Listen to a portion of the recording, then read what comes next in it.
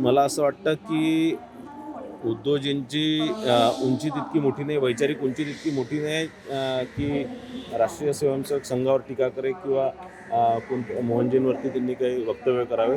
मला असं वाटतं उद्धवजींनी राजकारण करावं, भारतीय जनतापर्यंत सीमित राहावं, संघावर किंवा इतर व्यक्तींवर, इतक्या मोठ्या संघटनेच्या नेत्यांवर त्यांनी जाऊ नये. त्यांनी मोदीवर देखील टीका केलेली आहे. क्रिकेटची तुलना युद्धासोबत करणारा बेशरम पंतप्रधान असा मोदींचा उल्लेख केला असतो.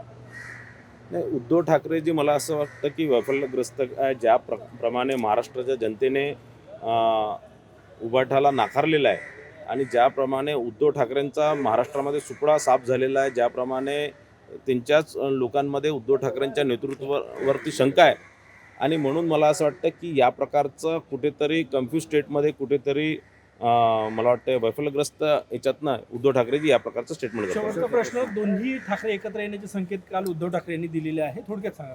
मला असं वाटतं दोन्ही ठाकरे एकत्र आले तरी काही फरक पडणार नाही, कारण कुठेतरी दोन्ही ठाकरेंनी आपली क्रेडिबिलिटी खोललेली आहे. उद्धव ठाकरेंनी संपूर्ण महाराष्ट्रात आपली क्रेडिबिलिटी खोललेली आहे. मागच्या 25 वर्षापासून या लोकांचं मुंबई महानगरपालिकेवर राज्य होतं, मुंबईवर यांचं राज्य होतं.